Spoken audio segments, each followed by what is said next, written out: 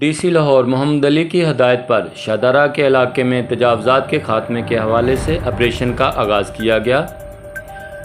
Operation की निगरानी assistant commissioner city Mohammad Murtaza कर रहे हैं। आर्जी व पुख्ता स्ट्रक्चर को गिराया जा रहा है। गैर कानूनी तौर पर कायम तजावज़ात का खात्मा यकीनी बनाया जाएगा। तजावज़ात फैलाने की हरगिज़ इजाज़त नहीं दी जाएगी। तजावज़ात से ट्रैफिक की रवानी मुतासर होती है।